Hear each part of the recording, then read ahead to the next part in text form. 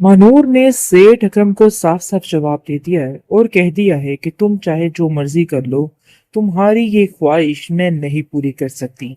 मतलब ये है कि इन लोगों ने जो कुछ भी तुम्हारे साथ करने की कोशिश की है, इनका हिसाब तुम्हारे साथ है। लेकिन कभी भी मैं इस बात की गुलामी में आकर सारी जिंदगी के लिए फैसला नहीं करूंगी। मुझे मौत ही कबूल है।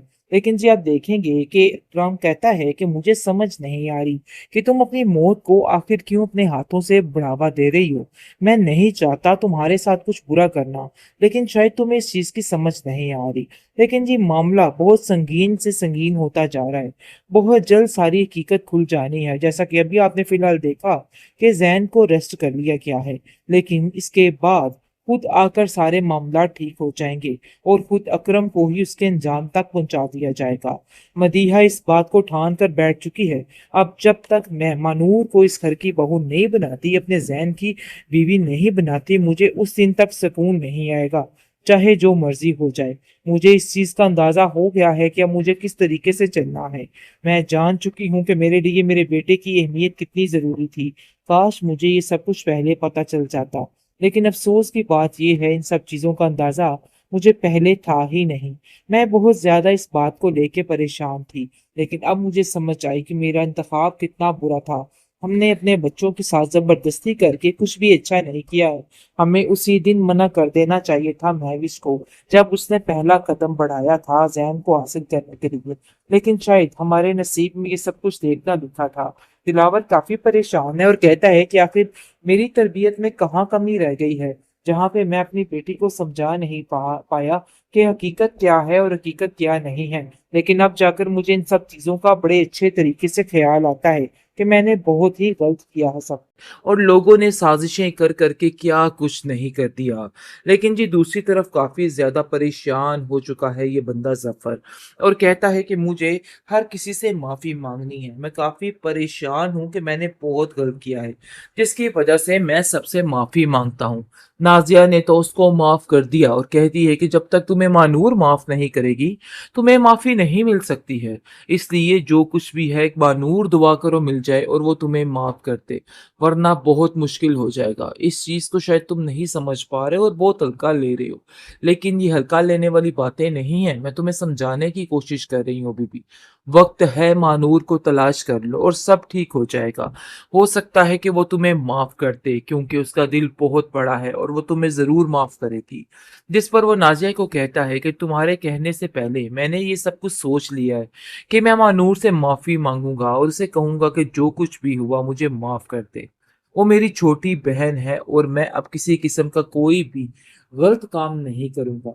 लेकिन जी आप देखेंगे कि मानूर की जिंदगी बहुत ज्यादा मुश्किल में आ चुकी है।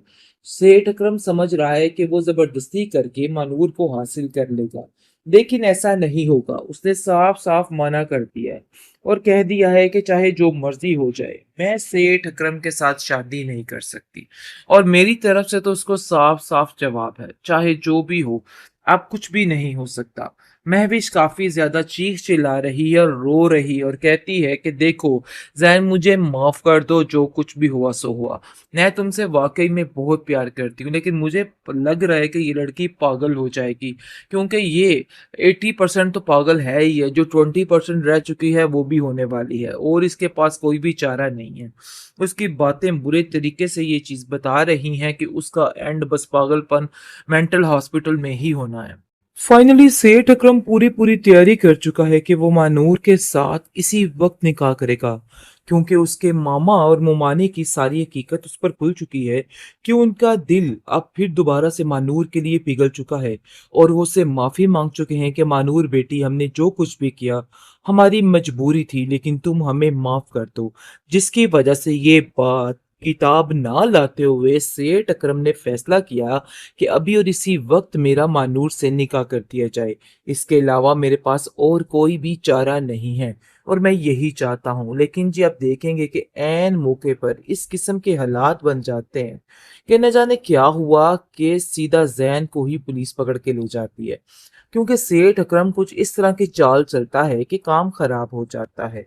बहरहाल जी, आप देखेंगे कि इस किस्त में आप बहुत ज़्यादा परेशान हो चुकी है मदीहा, क्योंकि मदीहा समझ चुकी है कि कभी भी रिश्ते ऐसे नहीं निभते। ज़बरदस्ती के रिश्ते हमेशा बहुत ज़्यादा कमज़ोर होते हैं और उसने बहुत बड़ी गलती कर दी अपने बेटे ज़ैन की शादी इस महविश के साथ करके और अपनी सारी ज़िंदगी को तबाह बर्बाद करके रख लिया।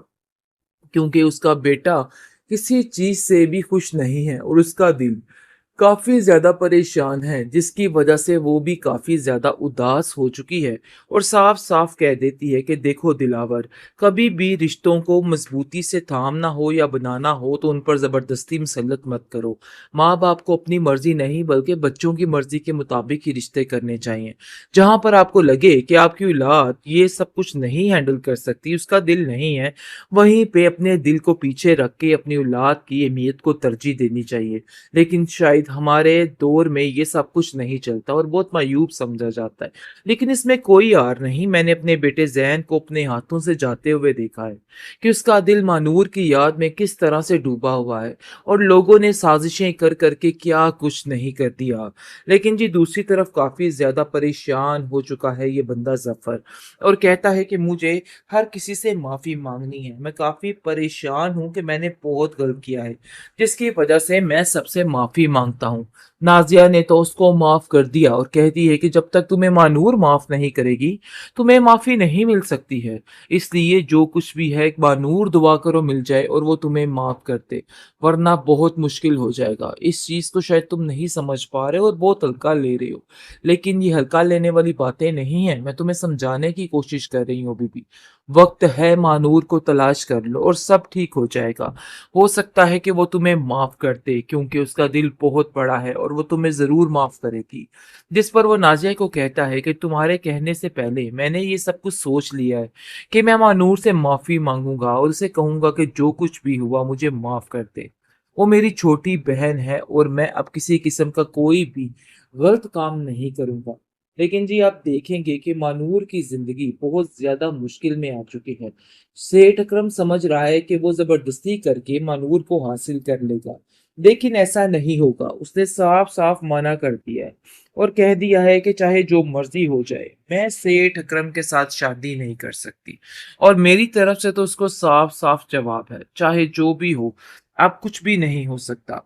महविश काफ़ी ज़्यादा चीख-चिल्ला रही है और रो रही है और कहती है कि देखो ज़ैन मुझे माफ़ कर दो, जो कुछ भी हुआ सो हुआ। मैं तुमसे वाक़ई में बहुत प्यार करती हूँ, लेकिन मुझे लग रहा है कि ये लड़की पागल हो जाएगी क्योंकि ये 80% तो पागल है ही है, जो 20% रह चुकी है वो भी होने वाली है और इसके पास कोई भी चारा नहीं है। उसकी बातें बुरे तरीके से ये चीज़ बता रही हैं कि उसका एंड बस पागलपन मेंटल हॉस्पिटल में ही होना है।